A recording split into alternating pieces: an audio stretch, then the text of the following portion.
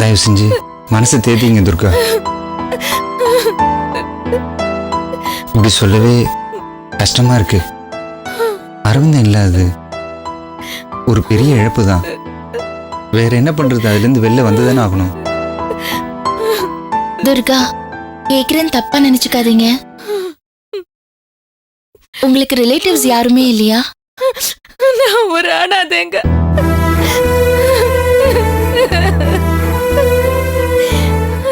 என்ன துர்கா சொல்றீங்க? எல்லாரும் இருந்தும் யாரும் இல்லாத அனாதைன்னு உலகத்துல சில பேர் இருக்காங்க. அதுல நானும் ஒருத்தி.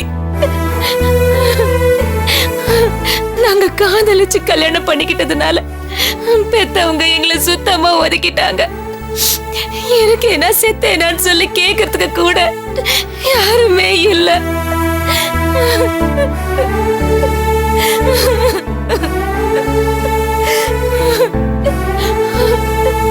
அவரோட வீட்லயும் சுத்தமா தொடர்பு விட்டு போச்சு. அவர் கூட அடிக்கடி சூர்யாவை பத்தி சொல்வாரு, உயர்வா சொல்வாரு. அது உண்மைதான். சூர்யாவும் ஆபீஸ் ஸ்டாஃப்ஸும் இல்லைன்னா அவரை அடக்கம் பண்றதுக்கு கூட யாரும் இருந்திருக்க மாட்டாங்க.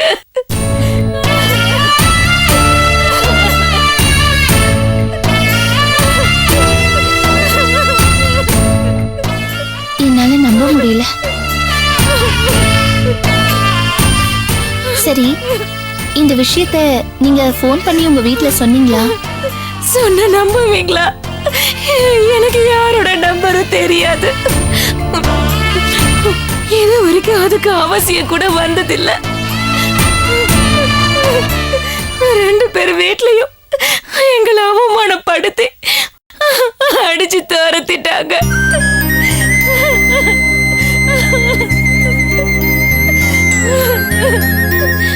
எந்த உறவும் வேண்டவே வேண்டான்னு உதறிட்டு நாங்க தனியா வந்துட்டோம்.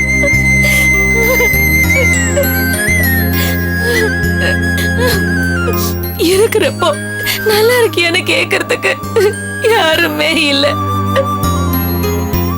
அவரு செத்து போயிட்டாருன்னு சொல்றதுக்கும் எனக்கு விருப்பம் இல்ல. எல்லாம் என் தலை எழுத்து. இப்படி ஒரு ஈன பிறவியா வாழணும்னு சொல்லி என் தலையில எழுதி இருக்கு. இன்னொரு தடவை இந்த மாதிரி பேசாதீங்க துர்கா. நான் சும்மா ஒரு பேச்சுக்கு சொல்லல. சத்தியமா உங்களுக்கு நாங்க இருக்கோம். உங்களுக்கு செய்ய நான் கடமைப்பட்டிருக்கேன். முன்ன பின்ன தெரியாம அன்னைக்கு என் வீட்டுக்காரரை நீங்க காப்பாத்திருக்கீங்க. கோயில நம்ம சந்திச்ச போதெல்லாம் கூட உங்களை நான் வெளி மனுஷியா நினைக்கல. பிரதிபலன் எதிர்பார்க்காம உதவி செஞ்சீங்க. எல்லாருக்கும் அந்த மனசு வராது. ஆனா உங்களுக்கு அந்த குணம் இருக்கு. ஆண்டவன் உங்களுக்கு எந்த குறையும் வைக்க மாட்டான். அண்ணி, என்ன சொல்றீங்க? இவங்கள ஹாஸ்பிட்டல்ல தானே ஃபர்ஸ்ட் டைம் மீட் பண்ணீங்க. இதுக்கடையில வேற எங்கேயாவது பார்த்திருக்கீங்களா? ஆமா சூர்யா, நாங்க 2 பேரும் கோயில்ல மீட் பண்ணிருக்கோம். எல்லாம் முடிஞ்சு போச்சு ரஞ்சினி. இதுக்கு மேல எனக்கு என்ன இருக்குன்னு தெரியல. அழாதீங்க துர்கா, கஷ்டம்தான். ஆனா நீங்க மனசு தேறி எழுந்துதான் ஆகணும். இந்த இளம் வயசுல இந்த நிலைமை உங்களுக்கு வந்திருக்க கூடாது. வேற யாருக்குமே வரக்கூடாது. அழாதீங்க, அழாதீங்க, ப்ளீஸ் அழாதீங்க. போலாமா?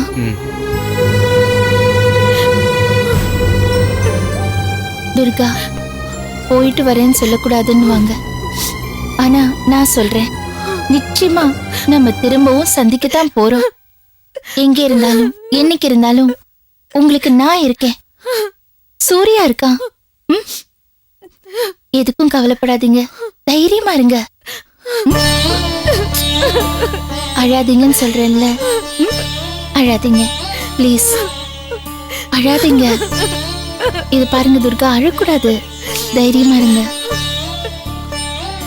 அழக்கூடாது.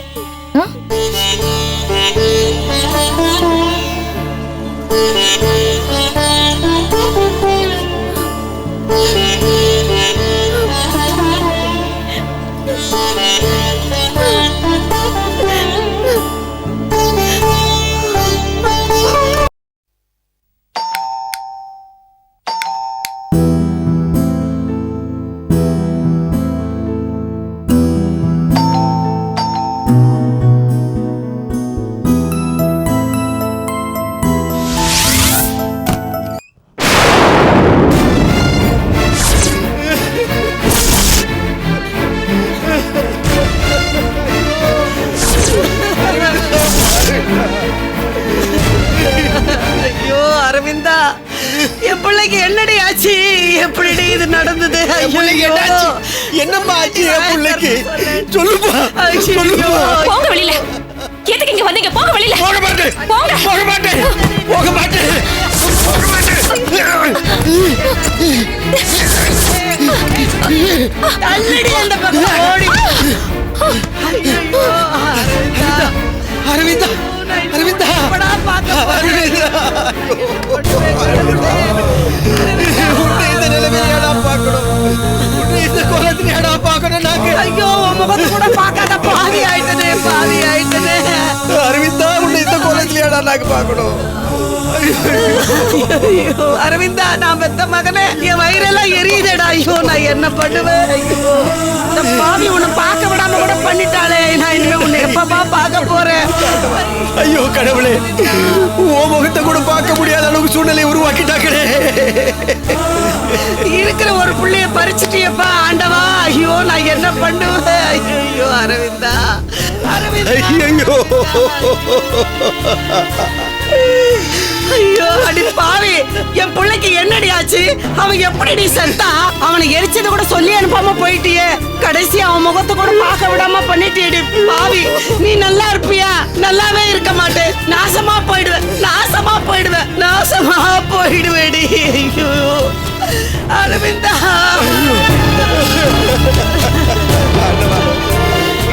நான் பெத்த புள்ளை இப்படி போட்டோ வாக்கிட்டியே.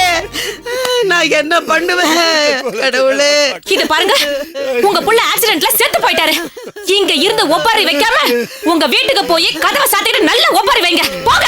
அம்மடி, அப்பா, நாங்க என்னம்மா பாவம் பண்ணிட்டோம் உனக்கு? பெத்த புள்ளைய கடைசி நிமிஷம் வரைக்கும் பார்க்க முடியாம பண்ணிட்டே பாவி. நாங்க என்னடி பாவம் பண்ணோம்? சும்மா இந்த டிராமா போடுற வேலையில இங்க வேண்டாம். வயசுல பெரியவங்களாச்சேன்னு சொல்லி பொறுமையா பேசிட்டு இருக்கேன். இல்லனா உங்களை உள்ள நிக்க வச்சு பேசிட்டு இருக்காம கழுத்தை பிடிச்சு வெளியே தள்ளி இருப்பேன். முதல்ல வெளியே போங்க, போங்க இங்க இருந்து. மரியாதையா போயிடுங்க. நாங்க என்னமா செஞ்சோம் உனக்கு? சத்தியமா மனசால கூட உனக்கு கெடுதல் நினைச்சது இல்லையே. நீ எங்களை வெறுத்து ஒதுக்கினப்ப கூட என் புள்ள நல்லா இருக்கணும், நாங்க தான் நம்ம வெளியே போனோம். எதுக்கு வீணா பேச்ச வளர்த்துக்கிட்டு இருக்கீங்க? இப்போ இங்க இருந்து நீங்க கிளம்ப போறீங்களா இல்லையா? பெத்த புள்ளைய பறி கொடுத்து நிக்கிறோம். இப்படி நாயை விரட்டுற மாதிரி விரட்டுறியே, இது உனக்கே நல்லா இருக்கம்மா? அவன் செத்து போயிட்டாங்கிற விஷயத்தை கூட யாரோ மூணாவது மனுஷன் சொல்லி நாங்க இங்க வந்திருக்கிறோம் தாயே. பெத்தவங்களுக்கு சொல்லி அனுப்பணும்னு கூட உனக்கு தோணலையா தாயே? எதுக்கு இங்க வந்து நின்னு ஒப்பாரி வச்சுக்கிட்டு இருக்கிறதுக்கா? போதுமே, பெருசா இங்க வாழ்ந்து கிழிச்சிட்டோம். செத்ததுக்கு துக்கம் கொண்டாடுறது ஒண்ணுதான் குறைச்சல். அப்படி என்னம்மா கஷ்டப்பட்டுட்ட? என் புள்ள சம்பாதிக்கலையா? உனக்கு வேலைக்கு சாப்பாடு போட்டு துணிமணி எடுத்து கொடுக்கலையா? நீ நினைச்ச இடத்துக்கெல்லாம் கூட்டிட்டு போனானே, நீ ஆசைப்பட்டதெல்லாம் வாங்கி கொடுத்தானே, அவன் மேல ஏமா அப்படி அபாண்டமா பேசுற? கிழிச்சாரு. நீங்க தான் மெச்சுக்கணும் உங்க புள்ளைய. இப்ப எதுக்கு அந்த பேச்செல்லாம்? இப்ப நீங்க வெளியே போறீங்களா இல்லையா? முடியாது, முடியாது. என் புள்ள முகத்தை கூட காட்டாம மறைச்சிட்டியே. நீ நல்லா இருப்பியா? நான் வயிறடிச்சு சொல்றேன், நீ நாசமாதான் போவே, நாசமாதான் போவே. ஐயோ, உங்க வாயால நம்ம மருமகள் அப்படி எல்லாம் பேசாதீங்க. ஹலோ, இந்த சென்டிமெண்ட் டயலாக்லாம் இங்க வேண்டாம். திட்டுறதுன்னா வெளியில போய் நல்லா திட்டுங்க, சாபம் கூட கொடுங்க. எனக்கு அத பத்தி கவலை இல்ல. ஆனா இதுதான் சாக்குன்னு இங்கேயே செட்டில் ஆகணும்னு நினைச்சீங்கன்னா அது என்கிட்ட நடக்காது. மரியாதையா நீங்களா வெளியில போனீங்கன்னா உங்களுக்கு நல்லது. இல்லனா ஆம்பளை இல்லாத வீட்டுல புகுந்து கலாட்டா பண்றீங்கன்னு போலீஸ்ல கம்ப்ளைண்ட் கொடுக்க வேண்டியதா இருக்கும். ஜாக்கிரதை.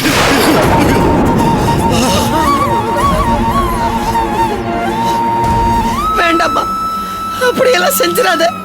நாங்க போயிடுறோம். எனக்கு நம்ம புள்ளைய நம்மளை விட்டு போயிட்டா. இனிமே கேட்கறதுக்கு என்னங்க இருக்கு? வாங்க போலாம், வாங்க. நீ எங்களோட இருந்த காலத்துல எங்க நிம்மதியை கொடுத்த, அவனை தனியா கூட்டிட்டு போய் அவனை நிம்மதியை வேரோட அழிச்சிட்ட. இன்னைக்கு அவனும் செத்து போயிட்டான். ஆனா இனிமேலாவது யாரு கூடயும் கெடுக்காம இருக்கிறது பாருமா. செத்து போனா எடுத்து போறதுக்கு 4 பேர் ஆச்சு வேணும். அதை மறக்காம இரு.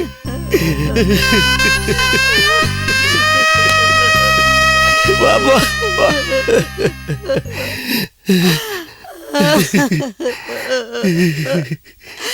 ஏம்மா ஏன் இனிமே நமக்கு இங்க என்ன உறவு இருக்கு? வாம்மா, வா, வா.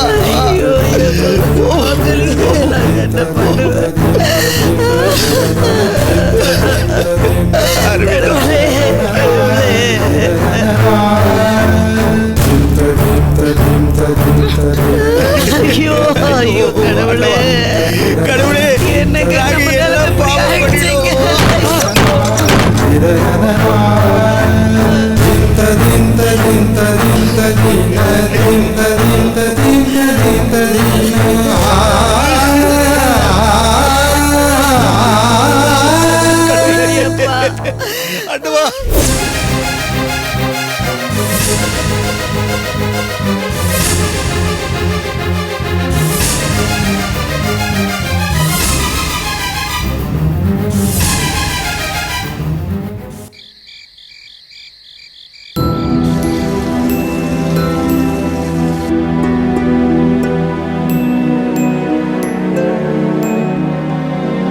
வெத்தலை பாக்கு போடுறது செரிக்கிறதுக்கு நல்லது. சாப்பிட்டதும் 4 வெத்தலைய நல்லா மின்னு துப்பிட்டு வாயை கொப்பளிச்சிட்டு படு. ஐயோ போமா, இதெல்லாம் எனக்கு பிடிக்கவே பிடிக்காதுமா. உனக்கு பிடிச்சாலும் பிடிக்கலன்னாலும் அம்மா சொன்னது கேட்கணும். இந்தா பிடி. ஐயோ வேண்டான்னு சொன்னா கேட்க மாட்டேங்கிற. சரி குடு. முரளி ஆ? ஒரு நிமிஷம் இங்க வாப்பா.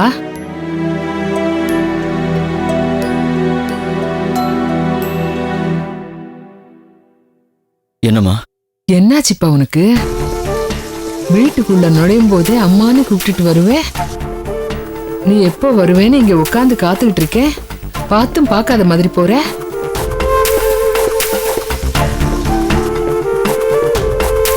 முரளி, ஒரு வாரமா உன் முகமே சரியில்லைடா. உனக்கு ஏதாவது பிரச்சனையா? கடையில வியாபாரத்துல ஏதாவது நஷ்டமா? இல்ல உன் பொண்டாட்டி ஏதாவது படுத்துறாளா? எதுவா இருந்தாலும் சொல்லுப்பா.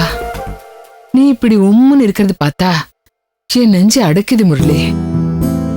நீங்க ஏன் இப்படி எல்லாம் பேசுறீங்கன்னு எனக்கு தெரியல. எனக்கு ஒண்ணு இல்லம்மா. அத கூட நேரா என் கண்ணை பார்த்து சொல்ல முடியல இல்ல முரளி? நான் உன்னை பெத்தவடா. உன் பார்வைக்கு, சிரிப்புக்கு, பேசுறதுக்கு, பேசாம இருக்கிறதுக்கு, நிக்கிறதுக்கு, திரும்புறதுக்குன்னு ஒவ்வொன்னுக்கும் எனக்கு அர்த்தம் தெரியும்டா. நான் பெத்தது 4 நாளும் எப்பவும் உன் ஒருத்தனை பத்தி தாண்டா நான் நினைச்சுக்கிட்டு இருக்கேன். என்கிட்ட எதுவும் மறைக்காதடா. ஏம்மா, வெளியே போயிட்டு வீட்டுக்கு வரவன இப்படிதான் நிக்க வச்சு கேள்வி மேல கேள்வி கேட்பியா? எனக்கு ஒண்ணு இல்லைன்னு சொன்னா விட்டு தொலைய. நான் எப்பவும் போலதான் இருக்கேன். முரளி, என்னடா ஆச்சு உனக்கு? ஏன் இப்படி எல்லாம் பேசுற? இல்ல, கொஞ்ச நாளாவே நீ சரியில்லை. சரி சரி, நான் உன்னை தொந்தரவு பண்ண மாட்டேன். போய் கை கால் கழுவிட்டு சாப்பிடு. எனக்கு சாப்பாடும் வேண்டாம், ஒரு மண்ணு வேண்டாம். நை நைன்னு உயிரை வாங்காம கொஞ்சம் நிம்மதியா விடுங்க.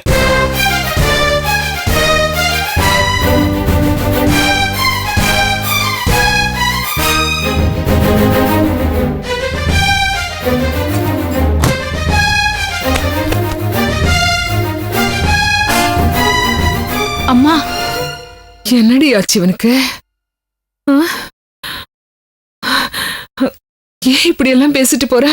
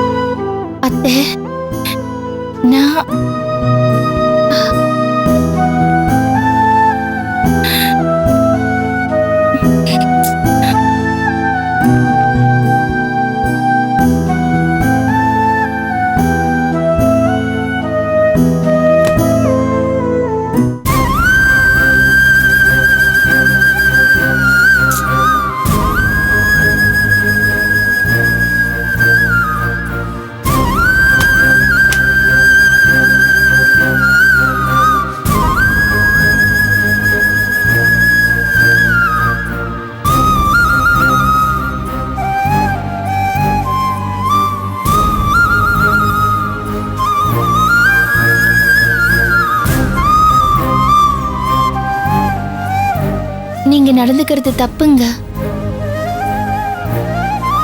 அத்தைக்கு உங்க மேல இன்னைக்கு கவலை வந்துருச்சு. இது சந்தேகமா மாறுறதுக்கு ரொம்ப நாள் ஆகாது. ஏன் நீங்களே உங்க மேல சந்தேகத்தை வர வச்சுக்கிறீங்க?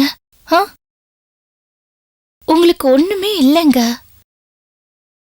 எப்பவும் போல நீங்க சாதாரணமா இருங்க அப்படின்னு தானே நான் சொல்லிட்டு இருக்கேன். எப்படி முடியும்?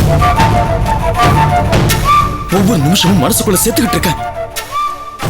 இந்த உலகத்துல மனுஷங்களே இல்லாம இருந்துட மாட்டாங்களான்னு தோணுது. அடிய கூட தாங்கிக்கலாம், ஆனா அவமானத்தை தாங்கிக்க முடியலையே. எதுங்க அவமானம்? ஏன் இப்படி எல்லாம் நினைக்கிறீங்க? குழந்தை இல்லாதது ஒரு குறைதான். அதுக்காக அதோட எல்லாமே முடிஞ்சு போயிடுமா? இல்லங்க, எத்தனை கஷ்டம் வந்தாலும் எல்லாத்தையும் தூக்கி போட்டுட்டு நாம மேல மேல போறதுல தானே வாழ்க்கையோட அர்த்தமே இருக்கு. பேசலாம், எவ்வளவு வேணாலும் சமாதானம் சொல்லலாம். பணக்காசு இல்ல, பாசம் இல்ல, அன்பு இல்ல, அக்கறை இல்ல, வேற எது இல்லைன்னாலும் வெளிப்படையா இல்லைன்னு சொல்லி புலம்பலாம். ஆனா எனக்கு ஒரு தகப்பனாகிற தகுதி இல்லைன்னு வாயை திறந்து சொல்ல முடியாது.